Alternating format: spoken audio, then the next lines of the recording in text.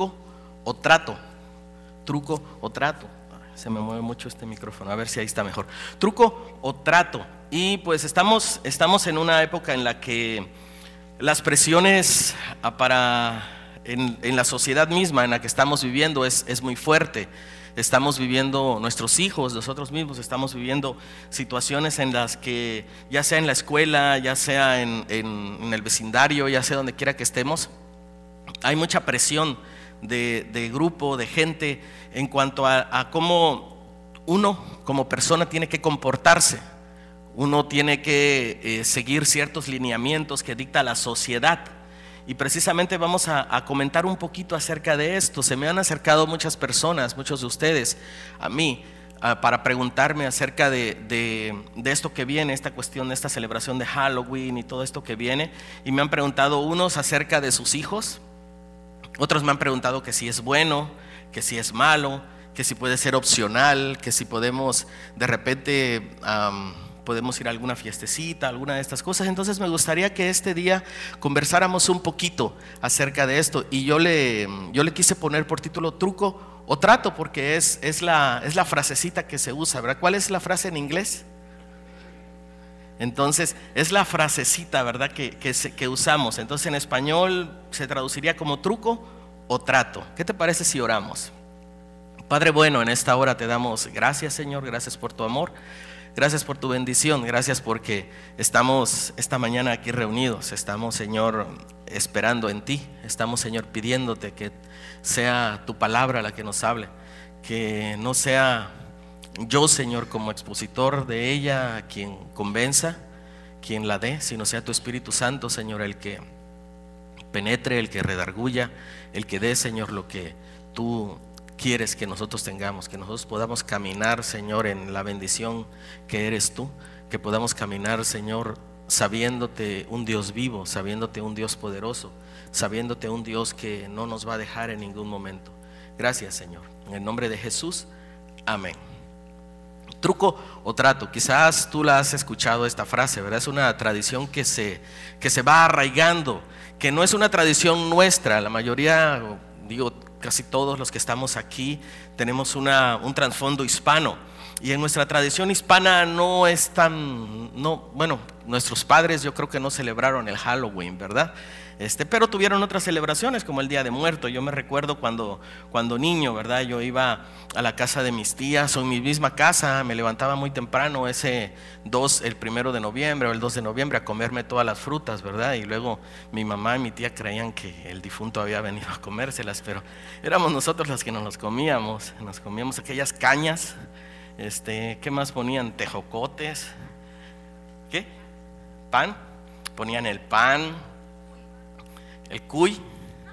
Bueno, en Sudamérica quizá el cuy va cambiando de país en país, pero bueno, lo cierto es que teníamos otras celebraciones. Específicamente aquí, cuando llegamos a este país, encontramos otra, aunque está influenciando mucho en nuestra Latinoamérica, aunque ya se mira mucho en las ciudades grandes en nuestra Latinoamérica, se mira mucho la celebración de Halloween, pero no es una celebración que sea hispana, por así decirlo, o nuestra, ¿no? Nuestra tradición.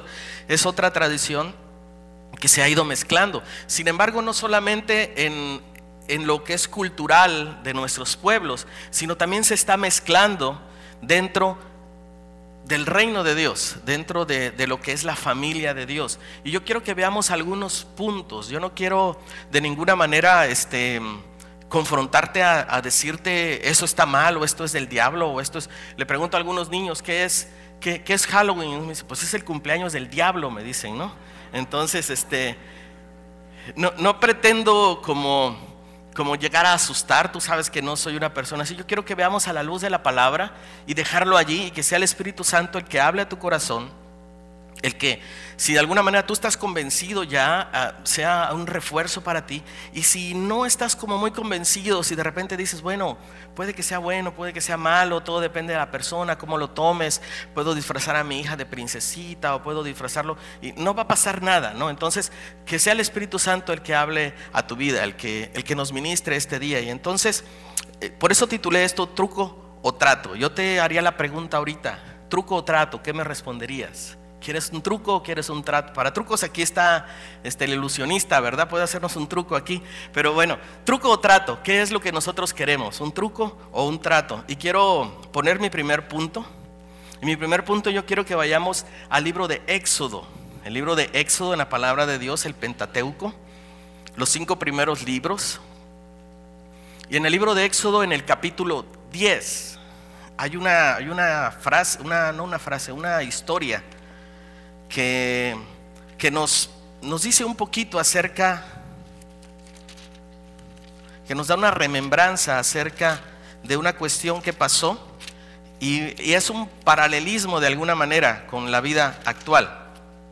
Éxodo 10. Iba a ser 10:10, pero quiero que vayamos 2 versículos atrás, desde el versículo 8, 10:8. Dice esta narración: y Moisés y Aarón volvieron a ser llamados ante Faraón, el cual les dijo: andad, servir a Jehová vuestro Dios. Y luego hace una pregunta: ¿quiénes son los que han de ir?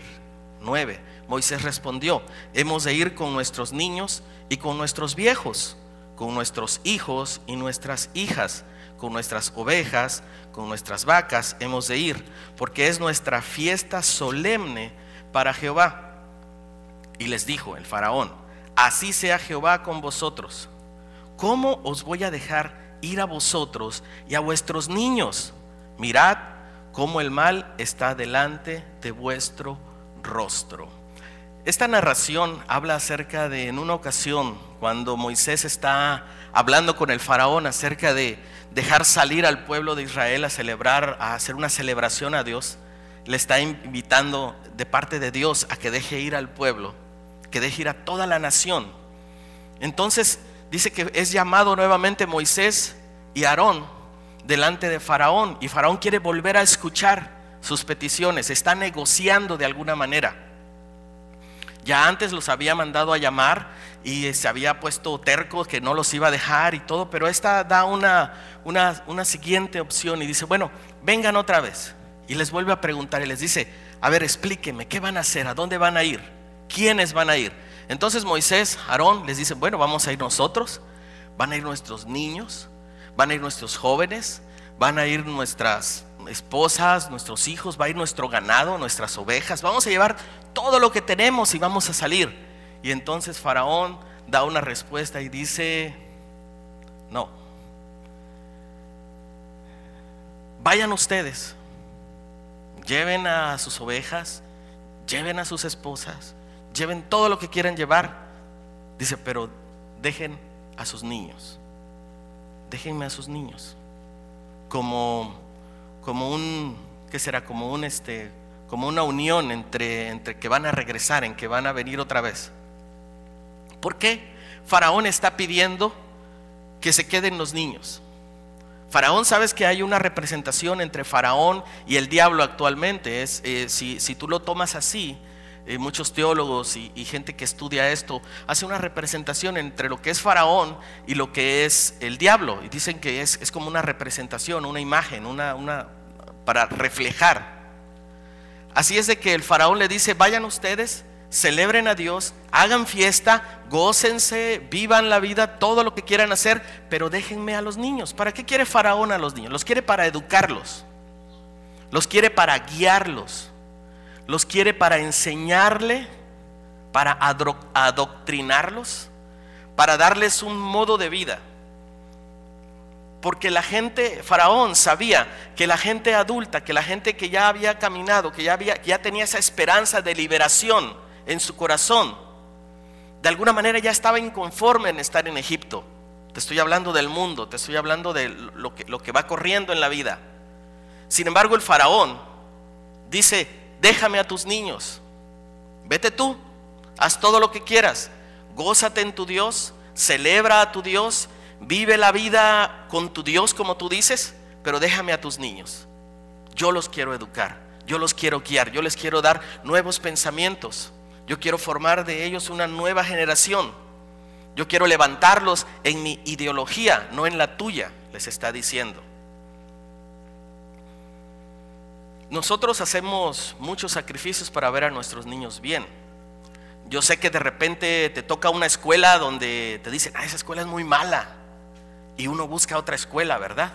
Y va y habla con el director, y el director te trata mal, porque el director tiene que firmar, y el otro director también tiene que firmar, y los dos directores te tratan mal, y dicen, ¿qué crees que tu hijo es súper sabio o qué? ¿Por qué no quieres que estudie aquí? Y tú pasas todo lo que tengas que pasar para que tu hijo esté en la mejor escuela. Tú le vistes con buena ropita.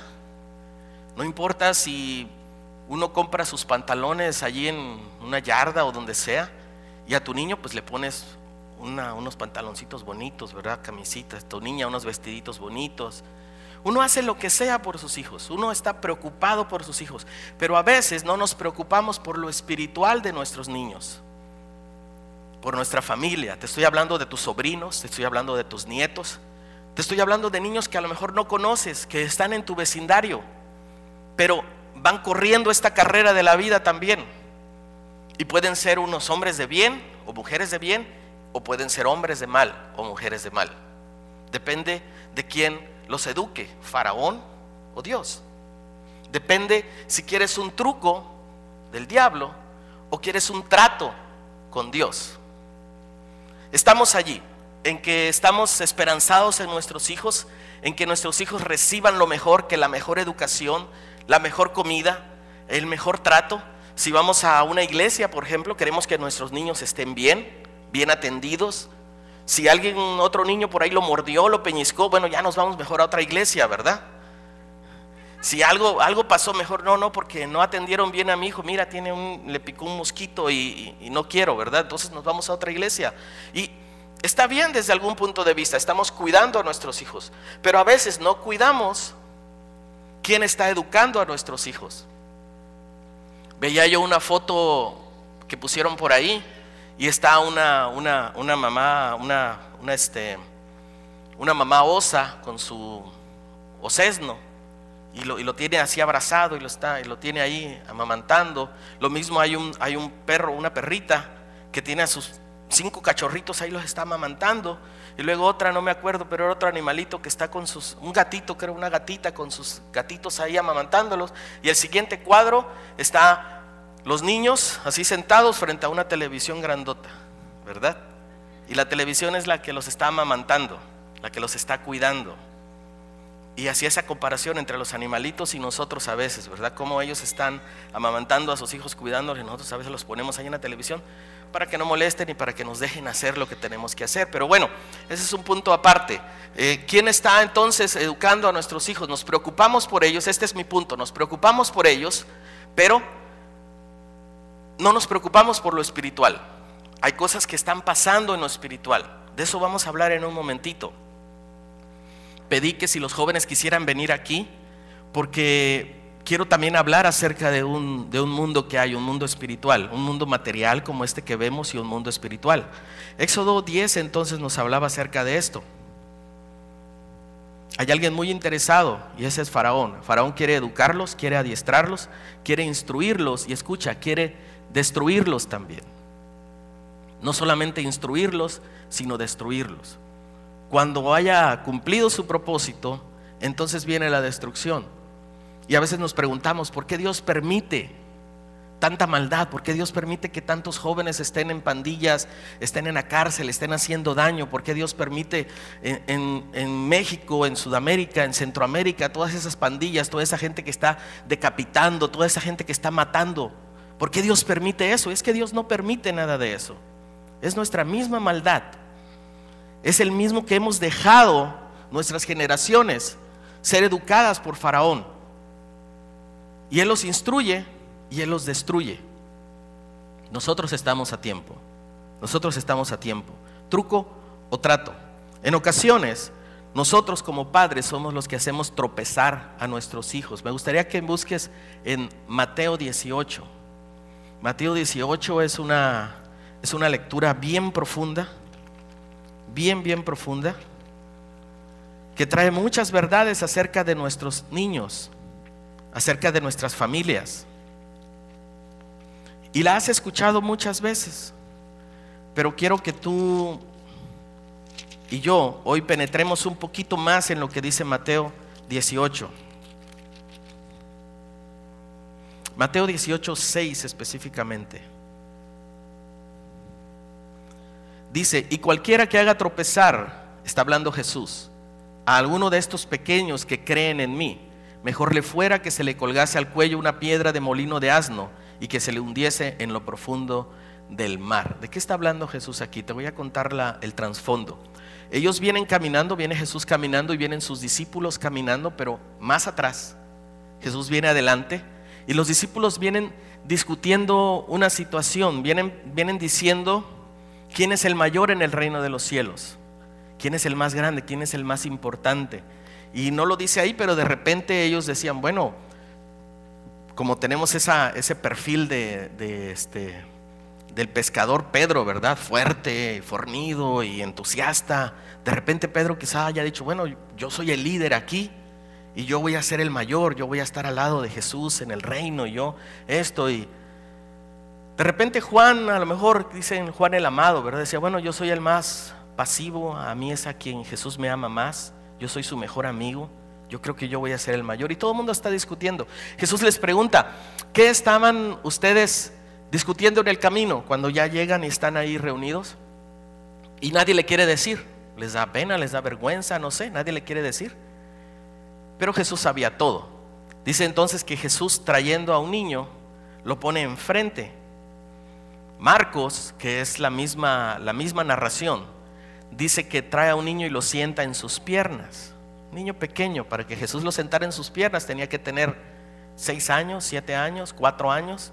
No creo que 12, ¿verdad? Me imagino a Quique, ¿dónde está Quiquito? Allá está Quique sentado así grandotote, ¿verdad? Y Jesús dice algo interesante, dice aquí, Mateo 18:6. Dice, y cualquiera que haga tropezar a uno de estos pequeños que creen en mí. Fíjate que Jesús está diciendo que esos pequeños creen en Dios, creen en Jesús. Dice, uno de esos pequeños que creen en mí, mejor le fuera que se le atase una piedra de molino, no que se atara, que nosotros le atáramos una piedra de molino de asno y que le echásemos al fondo del mar. ¿Qué es eso de tropezar?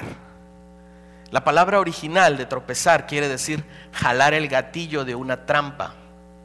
Escandalón es la palabra original. Y escandalón tiene que ver con esa trampa que ponen, ¿has visto en las películas esos cazadores de osos que ponen aquella trampa de fierro? Y cuando el oso por ahí toca una varita, la varita se dispara y se cierra y lo agarra al lobo, al oso, a lo que sea. Ese gatillo que dispara la trampa, eso es tropezar, escandalón en el original. Eso dijo Jesús. Cualquiera que jale el gatillo para que el pequeño caiga en una trampa, dice, mejor es que se le aventase al fondo del mar. Y es una palabra fuerte, porque entonces nosotros a veces como padres hacemos tropezar a nuestros hijos. ¿Cómo? Cuando somos permisivos. Dios te dio la autoridad a ti y me dio la autoridad a mí sobre nuestros hijos. Mucha gente se me ha acercado y me dice, es que el niño me dice esto y el otro y el otro. ¿Cuántos años tiene su hijo? 6. ¿Y usted no puede poner autoridad a un niño de 6 años o a una niña de 6 años? Nosotros somos la autoridad. Nosotros como padres somos la autoridad y vamos a rendir cuentas. A veces hacemos tropezar a nuestros hijos, a nuestra familia, a nuestros niños, a nuestros vecinos, con actitudes. Cuando no los instruimos en lo que es correcto, los hacemos tropezar. Y Jesús advirtió sobre eso. Dice, no hagas tropezar a uno de estos pequeños que creen en mí. Importante, lo está diciendo Jesús. A veces somos permisivos, les damos opciones. La semana pasada estaba yo con mi hijo, estábamos conversando y no me acuerdo algo, creo que la maestra tiene un tablero ahí por colores y después, si le da una llamada de atención, pone un muñequito ahí y le pone el nombre del muñequito. Cada niño tiene su muñequito, entonces si le da una llamada de atención, la maestra busca el nombre del niño y lo pone en el color. Si le da 2 llamadas de atención, lo baja al otro color, así hasta que se vuelve rojo, creo que es amarillo, anaranjado, algo así. Y mi hijo Jehú me dice, me pusieron en el color.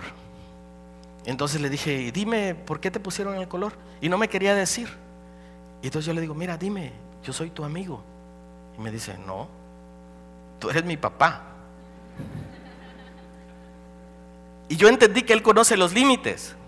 Él sabe que yo no soy su amigo, yo soy su papá. Y que de alguna manera hay una división entre él y yo. De repente tú escuchas fuerte esto, como de que no eres su amigo. En realidad no soy su amigo. Te voy a decir algo, te voy a explicar algo. Ojalá el tiempo no me gane. Nuestros niños, cuando los levantamos, es como un entrenador de fútbol americano. Te digo fútbol americano porque es lo más común, o fútbol soccer a lo mejor para nosotros latinos. El entrenador tiene a un grupo de niños ahí, y el entrenador eres tú y yo. Y ese grupo de niños o ese niño es tu hijo, tu hija, tu vecina, tu nieto, quien sea. El entrenador puede decir, cuando el niño llega, puede decir, mira, tienes que agarrar tu pie, poner balance, con este vas a golpear. No golpees con la punta, tienes que golpear de lado. Y le agarra uno, el entrenador le agarra el pie y puede moverlo y puede hacerle y decir, mira, tú te vas a mover para acá, tú vas a hacer esto, y agarra al niño y lo pone aquí. El portero va a estar acá y puedes tocarlo, puedes moverlo, puedes poner la alineación, puedes hacer todo lo que sea mientras lo estás entrenando. Luego, cuando el equipo ya está más fortalecido, cuando ya vienen los juegos, cuando ya viene todo esto, cuando el niño va creciendo, entonces hay un límite entre el entrenador y el jugador. Ya hay una cancha y ya el niño está jugando. Y ya uno como entrenador puede, hey, Pablito, muévete para allá, pasa la bola, hey, para acá, tú, acá, cubre aquí, márcalo 1 a 1, ¿verdad? Y estás dando instrucciones desde afuera, pero ya no se te permite entrar a la cancha. Ya no puedes meterte y decirle, a ver, Juanito, mira, aquí tienes que darle con el pie aquí, porque enseguida te sacan. Nuestros niños así van creciendo. Nosotros somos sus padres. Cuando son pequeños los vamos entrenando y podemos tener ciertas cosas, pero cuando van creciendo, cuando llegan a la edad de 12, 13, 14 años, podemos desde afuera gritarles, decirle, hey, haz esto, haz el otro. Si el joven quiere, lo va a hacer. Depende cómo tú lo entrenaste cuando tenías posibilidades de entrenarlo. Ahora, no todo está perdido. Hay trofeos que ganar, hay medallas, condecoraciones, hay muchas cosas de por medio, motivaciones que el joven o el niño van a hacer para que escuchen tu voz. Nuestros niños no son nuestros amigos, son mis hijos y yo soy su padre y me tienen que obedecer. Ahora, no te estoy hablando de que le vas a dar con la vara y les vas a desbaratar la vara tampoco, ¿verdad? Hay ciertos límites y hay ciertas reglas. Tú tienes que ser entendido en esto. He escuchado también gente que castiga a los niños con no venir a la iglesia, a Aguana, por ejemplo. De verdad, los castigan. Dicen, bueno, ¿te gusta mucho? No vas a ir. No hagas eso. Estás destruyendo a tu hijo, a tu hija. No los castigues con algo bueno para su alma. No, pues no estás poniendo mucha atención en la escuela, no estás haciendo lo que sea, no te estás apurando, ahora no vas a ir a la iglesia, ¿no? Y creemos que los estamos castigando. No los estamos castigando, los estamos arruinando. Les estamos impidiendo. Otra palabra que está aquí en Mateo 18 dice, perdón, no está en Mateo, está en Marcos, en Lucas, dice, dejen a los niños, ¿verdad?, venir a mí y no se lo impidan, porque de los tales es el reino de los cielos. A veces nosotros impedimos a nuestros hijos venir a Jesús, impedimos que ellos vengan. Les damos comida chatarra, y no te estoy hablando de los hot Cheetos que prohibieron esta semana, ¿verdad? Por si no lo sabías, están prohibidos ya, porque dañan a los niños y no sé qué más. Así es que no los dejes comer de esos. Gloria a Dios, dice el hermano. Pero pueden comer rufles. No les des comida chatarra. Cuida lo que están viendo en televisión. Cuida tus conversaciones. Si a ti te gusta ver las novelas, no sientes a tus niños a ver las novelas. De verdad. No los expongas a cosas que ellos no deben de saber todavía o no deben de conocer todavía. Yo me quedé en Cañaveral de Pasiones, no sé cuál es la de ahorita, pero dice, todavía sigue, dice el hermano. Dice, una vez me acuerdo cuando era pequeño, estábamos viendo la televisión y dice, estaban pasando un promocional de una nueva novela y escuché a mi mamá decir, ella no era cristiana, pero escuché a mi mamá decir, cuando vio el promocional y todos esos besos apasionados y todo el galán de la telenovela y todo, y terminó el comercial y dice ella, esa novela va a estar bien buena, dijo ella para sí misma. Dice, porque es de amantes. Y exponemos a nuestros hijos a situaciones y dejamos que coman esa comida chatarra de alguna manera que les va a dañar su alma. La semana pasada también hablé con alguien, hace semana y media más o menos, y me hablaba acerca de cómo estuvo expuesto a la pornografía desde muy pequeñito y cómo su alma puede quedar abrazada a través de ciertas revistas, a través de ciertas cosas, imágenes que están allí. Les damos comida chatarra a nuestros hijos y ellos, el diablo los abraza allí y los ancla de por vida. Y hay gente, años, 20, 30, 40 años, atados a lo mismo. ¿Por qué? Porque de pequeñitos fueron expuestos, porque el papá, porque el tío, porque los primos lo expusieron a cosas que no tenían que ver, a cosas que no eran para su edad. Tenemos que tener cuidado, no darle comida chatarra a nuestros pequeños. ¿Truco o trato? ¿Qué quieres tú? ¿Quieres el truco de Satanás o quieres el trato de Dios? ¿Truco o trato? Quiero que vayamos a otra, bueno, antes de ir a otro punto, yo quiero que hablemos un poquito acerca de los orígenes del Halloween. Quizá tú ya los has escuchado por ahí.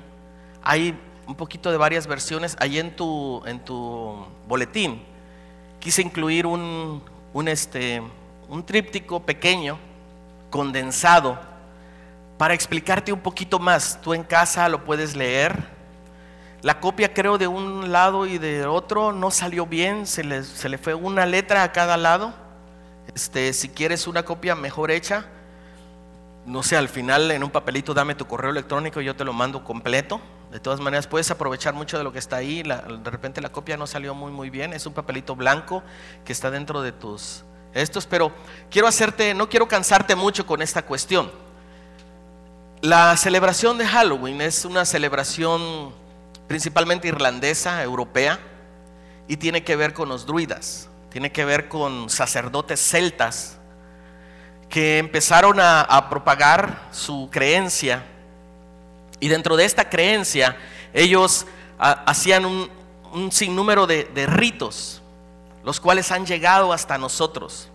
Esa cuestión de la calabaza con una vela dentro, esa cuestión del truco o trato, la cuestión de las fogatas, todo eso son tradiciones, celebraciones que los druidas hacían a su dios, el dios de la muerte. Déjame ver cómo se llamaba este tipo.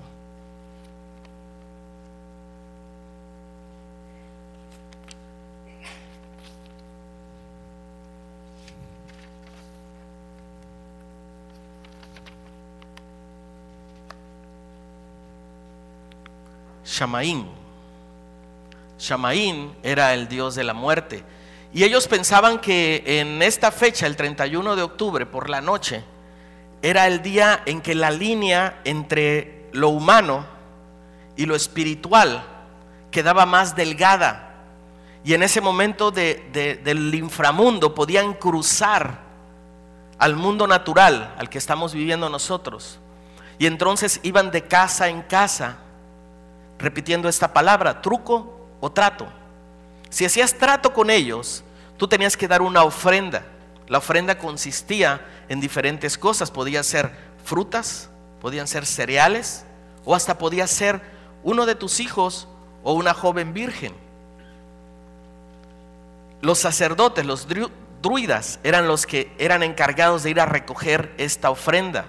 Cuando una familia entregaba su ofrenda a este dios de la muerte, a Satanás, el sacerdote ponía fuera de la casa esa fruta con agujerada y con esa vela dentro. Era una marca de que esa familia ya había entregado su ofrenda, ya estaba a cuentas, y entonces ya había hecho el trato. Ya no necesitaba hacer truco. Aquel espíritu malo ya no iba a pasar y hacer daño, ya no iba a hacerles nada.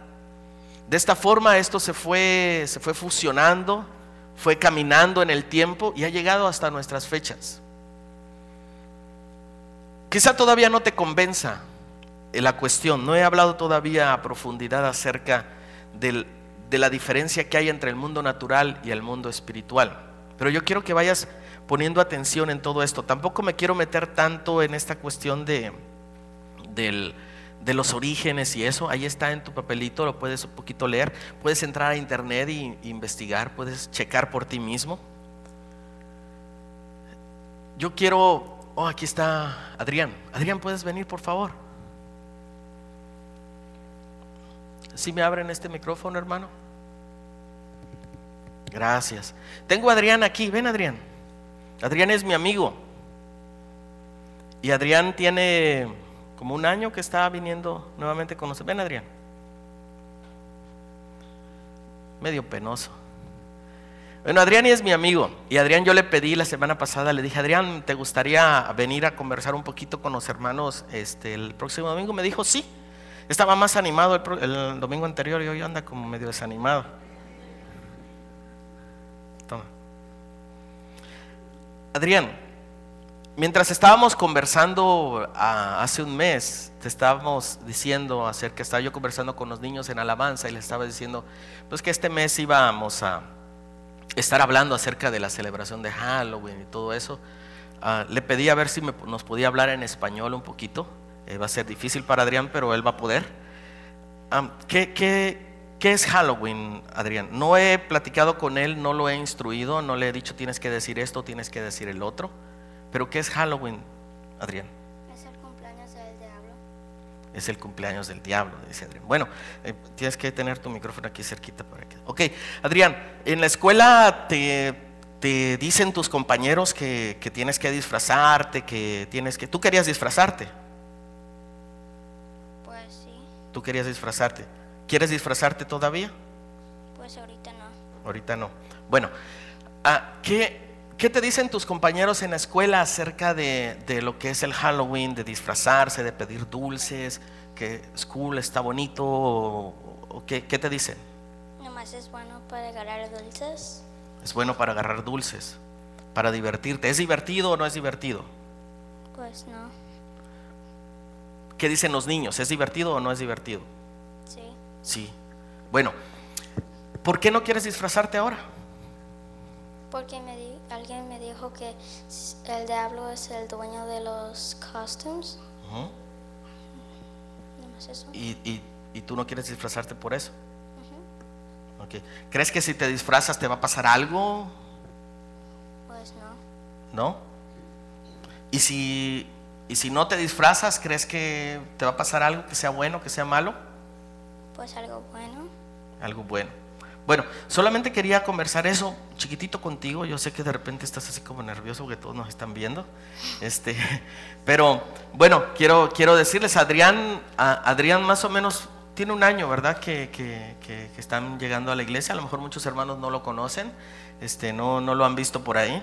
Adrián está caminando en Dios. Él tiene a Jesús como su Salvador. Y él está aprendiendo, él está caminando en esto, él está siendo educado, ya no por Faraón, sino en los caminos del Señor. Adrián, muchas gracias. Solamente eso quería yo preguntarte, era muy poquito. Muchas gracias. Le damos un aplauso a Adrián. Si quieres puedes regresar a tu clase, o quieres quedarte con mamá, como sea. Quise traerlo porque hay una presión bien fuerte sobre nuestros hijos en la escuela. Nosotros le podemos decir a nuestros hijos: ¿sabes qué? Tú no vas a ir a la escuela ese día, o no te disfraces, o no salgas con tus primitos a buscar dulces. ¿Por qué? Porque lo digo yo, ¿no? porque eso es del diablo, les decimos. Y no es una respuesta correcta que les llene, que de alguna manera los satisfaga. Tenemos que satisfacer muchas veces las preguntas de nuestros hijos, por lo menos en estas cuestiones. No te estoy diciendo que tienes que darles todo un panorama de todo lo que te pregunten, ¿verdad? Hay cosas que a su edad no deben de saber o no pueden saber. Sin embargo, conforme a su edad, conforme al conocimiento, al raciocinio que ellos tienen, nosotros tenemos que ir educándolos y enseñándoles. Y decirle, bueno, no, porque es del diablo, pues no es una buena respuesta. Tenemos que educarnos un poquito más en esto. Tenemos que saber un poquito más de esto. Le pregunté a él porque quise que tú entiendas que nuestros niños tienen presiones en la escuela, tienen presiones de sus amigos, de sus primos, de sus familiares, acerca de esta cuestión que viene. Y nosotros estamos allí para fortalecerlos, para educarlos, para caminar con ellos. Quiero que veamos otra palabra en Éxodo 2. Mi tercer punto en esto de truco o trato es que nosotros tenemos que calafatear la cesta. ¿Alguien sabe qué es calafatear? Si alguien conoce el proceso del calafateo, ¿alguien ha trabajado en eso? Impermeabilizar. Éxodo 2, del 1 al 3. Dice: un varón de la familia de Leví fue y tomó una mujer, y tomó por mujer a una hija de Leví, la que concibió y dio a luz un hijo. Viéndole que era hermoso, le tuvo escondido 3 meses. Pero no pudiendo ocultarle más tiempo, tomó una arquilla de juncos y la calafateó con asfalto y brea, y colocó en ella al niño y lo puso en un carrizal a la orilla del río. Tenemos otra vez este personaje, Faraón. Faraón dice a las parteras hebreas, les dice: cuando nazca un niño, cuello, hay que matarlo, porque están naciendo muchos, dice, están creciendo tremendamente.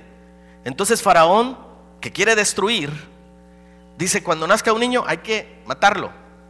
Luego manda a llamar a las parteras. Entiendo yo que eran 2, que eran las principales, las jefas, porque no me imagino a 2 mujeres atendiendo a cuántas miles y miles de mujeres embarazadas. Entonces las manda a llamar y le dice: ¿por qué no han cumplido con lo que yo les pedí? Mujeres valientes, hablamos hace como un mes y medio, un poquito acerca de ellas. Y ellas dicen: es que las mujeres hebreas son muy fuertes, y cuando nosotros llegamos los niños ya nacieron. El faraón da otra orden, dice: bueno, ahora tírenlos al río. Cuando nazca un bebé varón, tírenlo al río. Y entonces viene esta historia acerca de Moisés. Moisés nace y dice que era hermoso. Levanten la mano, ¿cuántos tienen hijos hermosos? Todos, ¿verdad? Bueno, Moisés era hermoso, así como tu hijo, como tu hija. Era hermoso. Entonces su mamá, su papá, dice que lo vieron hermoso y dijeron: ¿cómo lo vamos a echar al río? ¿Cómo lo vamos a tirar al río? No es posible, es hermoso nuestro hijo. Y entonces lo escondieron, lo quisieron esconder. ¿Qué significa esconder? Ocultar, cubrir, tenerlo bajo nuestra cobertura, que no le pase nada, que si tantito estornuda ya enseguida ver que no le dé gripa, ¿verdad? Que no le dé moquito, que cuidarlo, protegerlo, que esté bien, que coma. Dice que ellos lo vieron hermoso y entonces lo escondieron para cuidarlo, para protegerlo, para educarlo. Pero hubo un momento en que no lo pudieron ocultar más. Los hijos van a crecer y se van a fortalecer en su propia fe. Ya no en tu fe, sino en la de ellos mismos. La fe de ellos va a florecer un día. Ya no va a ser la fe de mamá o la fe de papá, va a ser su propia fe y van a ser expuestos. Igual mi hijo entró al kinder este año y cuando empezó a darse cuenta llegaba a la casa y me decía: papi, en la escuela hay niños que no aman a Dios. Pero sorprendido, porque él creía que todos los niños amaban a Dios. Entonces me dice, papi, en la escuela hay niños que no aman a Dios. Le digo, sí, hijo, ahí existe. Sí hay niños que no aman a Dios. Y otro día llegó y me dijo, papi, así todo extrañado, hace unas caras cuando habla conmigo. Así dice, papi, dice, hay unos niños que tienen unos dioses como animales, como cosas así. Dice, pero esos no son dioses, ¿verdad? Le digo, no, hijo, esos no son dioses. Entonces él se va dando cuenta y él está siendo expuesto. Yo quisiera tenerlo siempre en la burbujita, ¿verdad? A ver, hijo, ¿quién hizo los cielos y la tierra? Dios, Jesús y todo, ¿verdad? Pero tienen que salir, tienen que despegarse de uno, de nuestra propia fe. Y entonces nosotros tenemos que prepararlos para ese despegue. Cuando ya no pudieron ocultarlo más, dice esta palabra, cuando nuestros hijos tienen que salir a exponerse, cuando nuestros hijos van a escuchar en la escuela acerca de que está bien si un niño se enamora de otro niño, está bien si una niña se enamora de otra niña, es su decisión y está bien. ¿Quiénes somos nosotros para juzgarlos, verdad? Cuando a la niña de 13 o de 14 años está bien si practica un aborto, y la escuela no tiene la obligación de decirle al padre, pero si le va a dar un Tylenol, sí hay que hablarle al padre, ¿verdad? Y van a ser expuestos a muchas cosas, y van a salir de nuestras cuatro paredes, de nuestra burbuja, y van a ir al mundo, y ya no los podemos ocultar más, ya no podemos tenerlos entre nosotros. Dice entonces que esta mujer, este hombre, calafatearon una cesta, usaron varillas, juncos, y empezaron a poner el calafateo, empezaron a poner el chapopote. ¿Conoces el chapopote? El chapopote, a trabajarlo, a calentarlo, y empezaron a poner una capa, la brea, y empezaron a hacerle, a darle forma, a trabajarlo. Y así es lo que tenemos que hacer nosotros. Ellos van a salir, ellos van a ir, van a ser expuestos a las presiones, a todo lo que hay alrededor. Sin embargo, nosotros tenemos que calafatear esa cesta donde van a ir, esa protección, eso que los va a cuidar, ¿verdad? Van a ir a ese río de la vida, pero van a ir calafateados, van a ir en una protección. Y eso nos toca a nosotros. El papá y la mamá no fueron al mercado y compraron un barquito, ¿verdad? O algo. Ellos trabajaron en eso, ellos lo hicieron. Y luego dice que lo echaron al carrizal. Y en el carrizal había cocodrilos, y había alimañas, y había serpientes.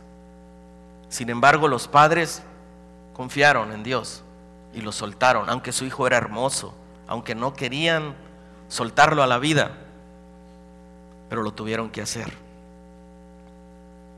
Lo echaron al río de la vida. Nuestra sociedad necesita jóvenes que amen a Dios.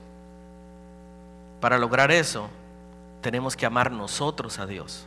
Nosotros como padres tenemos que amar a Dios para levantar una generación que ame a Dios.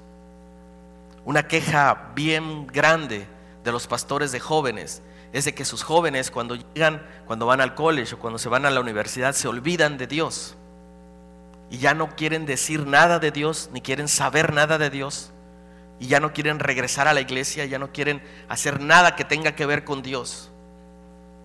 Y de alguna manera perdemos a nuestra juventud. Pero está en nuestras manos poder forjar jóvenes que amen a Dios. Y este principio se va a lograr cuando nosotros mismos amemos a Dios, cuando cambiemos nuestras actitudes. Perdona que te hable tanto de mis hijos, pero dice el pastor Esteban, no puedo hablar de tus hijos. Esta misma semana tuve 2 días sin trabajo, off, y estuve en la casa.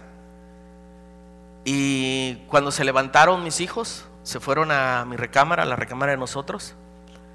Y entonces entró primero el Jehú y se mete entre las sábanas y ahí está, le gusta estar ahí un ratito antes de la escuela. Y luego viene Jara, y luego viene Jairo. Pero Jairo es el más despierto siempre, el que se levanta y ya se levantó. Él ya se levanta, ya empieza a pedir comida, ya empieza a buscar qué come, a subirse a las repisas, al cereal, todo. Entonces él viene y me dice: papi, ¿dónde está mami? Le digo: ahí está mami, ahí está, ahí debe de estar, le digo. Dice: no está. Le digo: sí, hijo, ahí debe de estar, no pudo haber ido a ningún lado. Y entonces Jehú se baja baja su cobijita y le dice: Jairo, mamá debe de estar en el comedor leyendo su librito ese de Dios.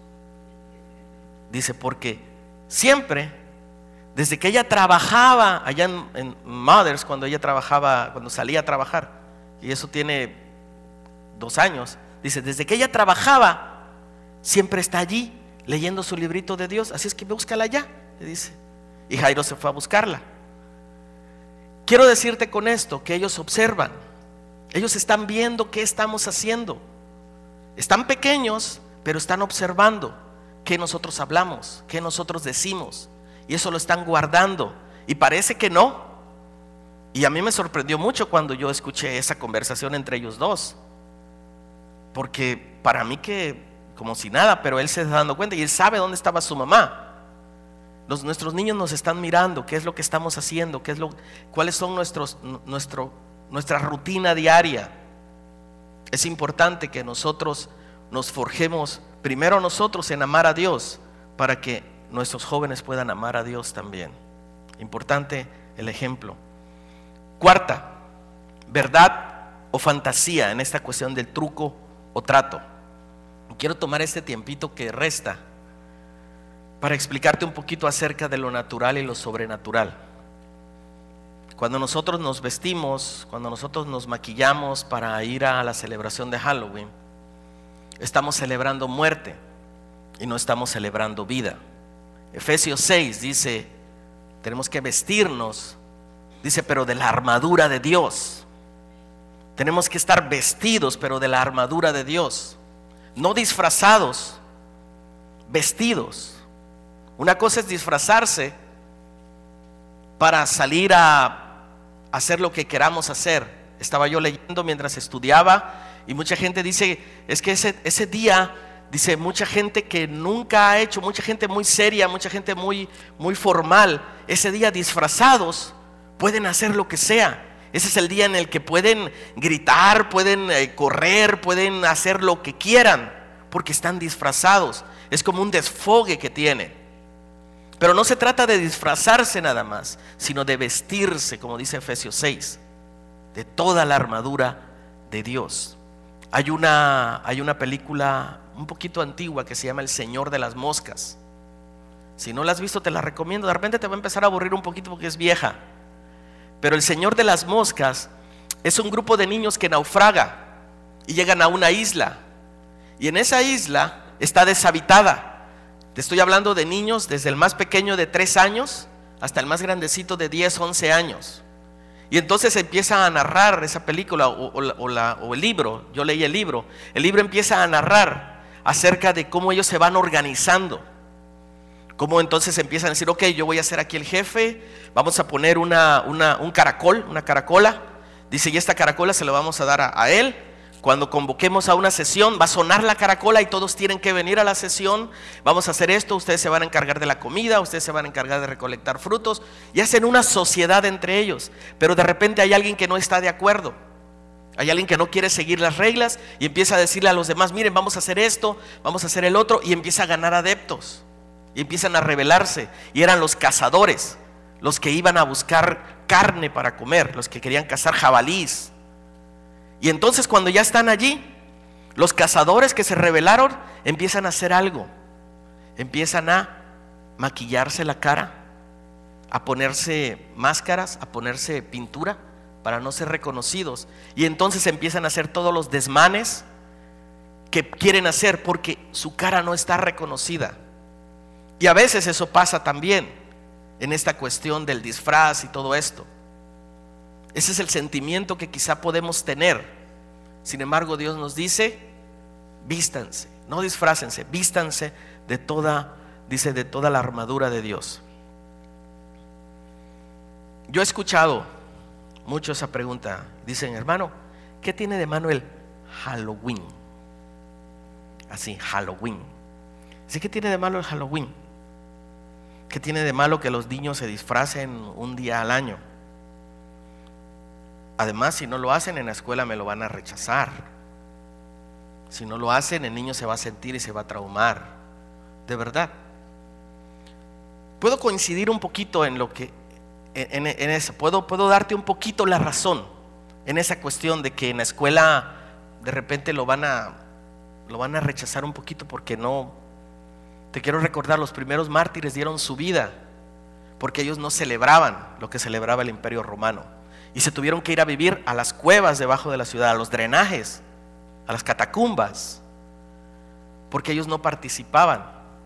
Es decir, una cuestión en la plaza principal en Roma era dedicada a algún dios. Es más, la carne que ellos iban a la carnicería a comprar había sido sacrificada a los dioses, y ellos no participaban, y entonces eran perseguidos. Josefo, en sus escritos, dice que esa gente, hablando de los cristianos, era gente rara, porque no iba a las reuniones, porque no comían la carne que todos comían, porque era gente muy rara, y entonces por eso los empezaron a perseguir.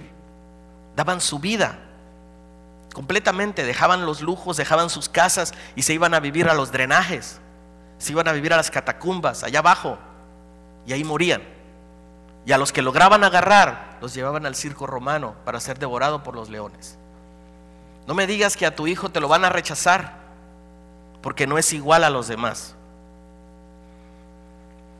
Te quiero contar algo. Tenía yo, te lo he contado antes. No soy mucho de contarlo, ni siquiera me he sentado con mi esposa a contárselo, pero lo he contado aquí un poquito. Tenía yo 8 años aproximadamente, 7, 8 años, estaba yo en tercero de primaria. Fuimos a una cuestión de Día de la Bandera o no sé qué fue. Y cuando estábamos ahí todos los niños, yo me recuerdo que yo sentí un desmayo. Y a partir de ese desmayo, algo no funcionó bien en mi cuerpo, no sé qué era, no supe nunca. Me llevaron primero mi mamá se preocupó. Te recuerdo que mi mamá era una mujer que antes de llevarnos a un médico nos llevaba a un brujo. Y pues me llevó al brujo, al tío William. Hace 15 días llegó un pastor de México que creció, que es de la familia de nosotros, no es nuestra familia de sangre, pero es de nuestra familia de la iglesia donde crecimos. Estuvo conmigo en la casa y hablábamos de William, precisamente del tío William. Y él me decía, bueno, que uno de sus hijos es ya convertido, y me hablaba algunas cosas acerca de lo que pasaba con el tío William. Y te quiero decir, el tío William era un brujo de verdad. Tanto sí que cuando Adrián me preguntó que si yo de niño, tú creo que me preguntaste si yo de niño me robaba el dinero de mi, sí, tú preguntaste, ¿verdad? Que si yo de niño me robaba el dinero de mi mamá. Le dije, no, el tío William le decía que era yo. De verdad, cuando mi mamá se le desaparecía dinero, mi mamá iba con el tío William y el tío William le decía, fue Esteban. No fallaba. Y a Esteban le iba como en feria. Cuando mi mamá quería saber algo que pasaba, es verdad, ella consultaba con él y él le decía. Él era manipulado por espíritus, por demonios. Ahora, mi mamá empezó a preocuparse. Primero alguno que otro brujo por ahí, no podían saber qué pasaba. Luego dijo, bueno, vamos con los médicos, a ver si los médicos pueden. Me llevaron con los médicos, mucha sacadera de sangre, muchos estudios en el cerebro, en radiografías, esto y el otro. No encontraban. Hasta que ella me llevó, salimos del estado, fuimos a ver a otros brujos que le recomendaban, y anduvimos de brujo en brujo, de brujo en brujo. Tenía yo 8 años. Yo me recuerdo cada sesión de brujería, yo la recuerdo. Cómo me decían, qué tienes que hacer, qué tienes que mover, todo lo que yo tenía que hacer. La que más recuerdo y la que creo que marcó más, y la que Dios me reveló a mí, fue en una ocasión que entramos con William. William estaba en un cuarto pequeño, tenía un cuartito pequeño, quizá como de 15 por 15 quizás. Y él estaba en una esquina, en un rincón, y había una cortina negra y él estaba atrás. El cuarto solo estaba iluminado por velas. En el centro del cuarto había una estrella, 5 picos. En cada pico había una vela. Yo entré, mi mamá entró y William empezó a hablarnos y dijo, bueno, me acuerdo la palabra que usaba, decía, que el niño se quite el ropón, la ropa. Decía, que se ponga en medio de la estrella, que haga esto, que haga el otro, muévala, repita esto. Y nosotros empezábamos a repetir el rito, empezábamos a hacer el rito. Cuando yo me convertí a Cristo, 13 años. A los 13 años yo asistí a una iglesia, una jovencita de la cual estoy profundamente agradecido, de 14 años ella, siempre me predicaba de Cristo, siempre me hablaba de Jesús, siempre me invitaba a la iglesia. Una mujercita con poder de Dios. Y ella, me acuerdo que algo pasó en la escuela, me porté mal. Una maestra amenazó con demandarme y mandarme, muy decidida ella, mandarme a un correccional de menores. Ya estaba harta de mí. Me corrieron de la escuela, me expulsaron de la escuela. Me dijeron que me iban a dar una carta para que en ninguna escuela del estado me aceptaran. Y yo decía, ¿qué voy a hacer? Y me acordé de esta jovencita y me acordé de todo lo que me había predicado y fui con ella en la sala de su casa y nos arrodillamos, oramos, yo acepté a Cristo y pasó lo que pasó. En fin, sí me corrieron de la escuela. Pues afronté lo que tenía que afrontar. Una semana después de mi conversión, bueno, me salté una parte. ¿Por qué me llevaban? ¿Qué era eso que me enfermaba? A raíz de los brujos y todo esto. En las noches yo salía de mi casa. Había algo que me impulsaba. Yo tenía mi conciencia entendiendo, pero yo no podía responder a mis actos. Yo no podía responder a mis manos, a mis pies, a lo que yo decía. Como un zombie. A ver si más o menos comprendes esto. Algo guiaba mi voluntad. Y yo tenía alucinaciones. La primera alucinación que yo tuve fue que mi papá nos quería matar. Lo bueno que no se apareció mi papá ahí ese día que yo quería defender a mi familia de mi papá, porque no sé qué hubiera yo hecho.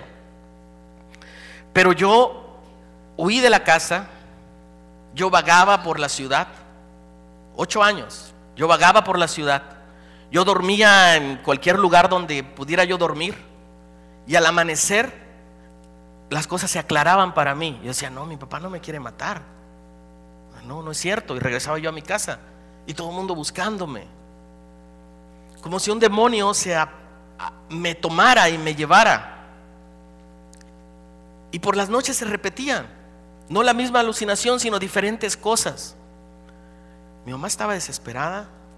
Los médicos no sabían qué era. No era nada de mi cerebro, no era nada de mi cuerpo. Los brujos decían que no sé qué, que no sé cuánto, que cada quien decía una versión. Cuando yo me convertí a Cristo, a la semana me volvió a dar aquello. Y yo llegué a la casa muy deprimido. Me acuerdo, venía yo de la iglesia, regresé y venía yo llorando, deprimido. No sabía qué pasaba. Mi mamá estaba allí. Dice el pastor Esteban que cuando él llegó del trabajo, mi mamá estaba toda seria, le dijo, ¿qué pasó? Y que mi mamá le dijo, ya le volvió a dar aquello. Entonces él entra a la recámara. Estoy yo allí tirado en una cama llorando y él me dice, ¿qué pasa? Digo, no sé. Entonces él dice, voy a orar por ti. Él empieza a orar.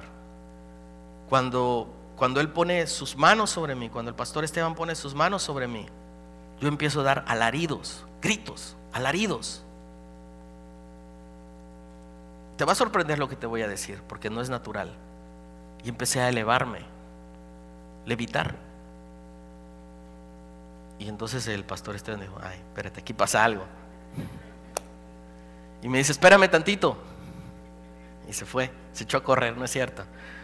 Habló por teléfono y me dice: vamos a la iglesia. Y fuimos a la iglesia. La iglesia donde nosotros crecimos era una iglesia circular, un círculo, una cúpula, como esas mezquitas, una cúpula así alta, como 2 veces lo alto de aquí o 3, circular. Entonces llegamos y ahí estaban ya 3, 4 hermanos que yo conocía, que eran de esos de fuego, esos encendidos, y ahí estaban esperando. Dice: pásale, pásale, dice, arrodíllate ahí. Me arrodillé, estaba yo tranquilo, muy calmado. Yo recuerdo exactamente eso, 13 años. Y ellos se acercan atrás de mí, empiezan a orar. Y cuando uno de ellos, un chaparrito, chiquitito, morenito, el hermano Fernando, pone sus manos sobre mí, aquello se repite. Nuevamente yo tengo conciencia tengo mi conciencia, mi mente está observando todo lo que está pasando, pero no tengo control de mi cuerpo, absolutamente no. Yo decía: ¿qué está pasando? ¿Por qué estoy gritando? ¿Por qué me estoy volviendo a elevar? Es algo, no me lo contaron, es algo que yo viví. No sé cuánto tiempo pasó, no sé si fueron minutos, si fueron horas, no lo sé, no me preguntes cuánto tiempo. Pero algo pasó en mi interior, en mi espíritu. Yo fui liberado de demonios. No es algo que ando contando, no es algo que mi ministerio es andar predicando eso y andar por todo el mundo contando eso. Únicamente lo he contado aquí y en esta ocasión. ¿Por qué? Porque quiero serte claro, hay un mundo espiritual. Si alguien ha vivido esto, soy yo. No me lo contaron. Hay algo que afecta a nuestros hijos. Mi mamá no quería afectarme, mi mamá quería sanarme, pero no encontró la forma. Me llevó con un brujo a hacer ciertos ritos, ciertos actos, ciertas cosas que no estaban bien. En su ignorancia, en su deseo de hacerme bien, fue permisiva. Yo no me di cuenta hasta los 13 años que acepté a Cristo. Yo no sabía por qué yo tenía un espíritu rebelde. Yo no sabía por qué en mí había una rebeldía. Ahora, no te estoy diciendo que si tu joven es rebelde es porque está endemoniado, Pero hay influencias, hay influencias. Uno tiene que ser entendido en esto. Hay un mundo espiritual que existe. Efesios 6 sigue diciendo: porque no tenemos lucha contra carne ni contra sangre, sino contra potestades, contra gobernadores de las tinieblas. Y eso es una realidad. No quiero asustarte, no quiero espantarte, solamente quiero que tomes conciencia el día de hoy, que nuestros jóvenes tomen conciencia el día de hoy que el mundo espiritual sí existe. Aquí en Estados Unidos nos aminoran la cuestión. Dicen: no, hay que ir a ver un psicólogo, hay que ver. No existe nada de eso. Es verdad, y sí existe. Tampoco que te anden asustando con la cobija del muerto, ¿verdad? Con el petate del muerto, dicen allá, algo que no es cierto. Pero eso existe. Pero cuando nosotros nos exponemos a situaciones, a la tabla cuija, al no sé cuántas cosas jugaban de pequeños allá cuando éramos niños, ¿verdad? El lapicito ese que volteaba para acá, para allá, que parecen jueguitos inocentes. Parece que son cositas que no tienen nada que ver, pero son cosas espirituales que nos afectan. Ese testimonio que te di es un testimonio real. Este hermano Fernando, chaparrito, morenito así, chaparrito, no daba un peso por él. Me dice: Juanito, vi 4 demonios, me dijo. Y se los vi, cómo salieron de tu cuerpo. Me dijo: de hoy en adelante tienes que ponerte derechito. Era un hombre ya maduro. Me dijo: tienes que caminar derechito, porque dice la Biblia Porque si el espíritu se va y al rato regresa a revisar qué pasó y ve la casita limpia, vacía, va por otros 7 peores, dice. Y el estado de aquel llega a ser peor que al principio. ¿Qué me quiso decir? Ponte derecho. Esto no es un juego. Y mi pregunta hoy es: ¿quieres un truco o quieres un trato? ¿Quieres truco de Satanás, del diablo, para tu vida, para tu siguiente generación? ¿O quieres un trato de Dios? ¿O quieres acercarte a Dios y hacer un trato y decirle: Señor, aquí estoy con mi generación? Quiero conocer tu buena voluntad, agradable y perfecta, dice Efesios 12. Me gustaría que te pusieras de pie, por favor. No es Efesios, es Romanos 12. Romanos 12 dice: la voluntad de Dios es agradable y es perfecta. Y a la medida en que nosotros tratemos con Dios, primero nosotros como adultos, por eso quise hacer esto en 2 sesiones.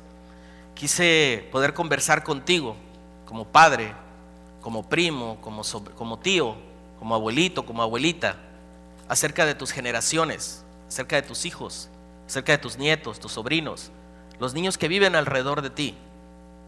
Que podamos llevar esta palabra de verdad. Y el próximo domingo vamos a tener aquí mismo a nuestros niños, y nosotros también vamos a estar, y vamos a hablar un poquito con ellos de la manera más prudente. Te dije, hay cosas que no podemos soltarlas. Yo no le quiero contar esto que les conté ahorita a los niños, no se los he contado, no se los quiero contar. No quiero asustarlos, no quiero que me vean y salgan corriendo. Por eso quise tener esta reunión primero nosotros, para hablarte de una verdad, algo que es cierto.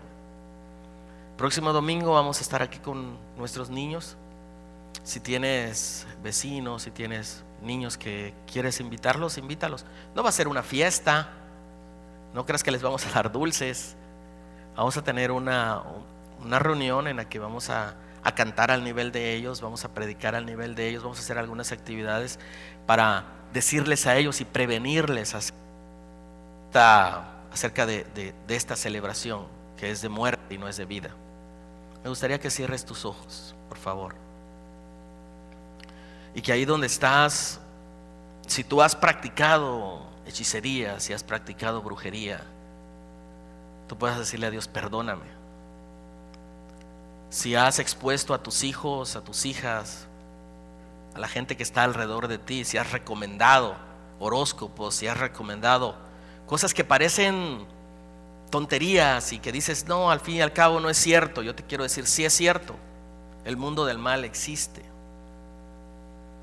Y le digas: Señor, perdóname, ayúdame, hazme entender. Y que pongas a tus hijos delante de Dios y le digas: Señor, aquí están mis hijos, aquí está mi hija, aquí está mi familia. Yo quiero hacer un trato contigo y quiero desbaratar cualquier truco que el enemigo haya venido. Y joven, jovencita, si tú te han invitado a practicar cualquier tipo de adivinación, cualquier tipo de cosa, recházalo en el nombre de Jesús.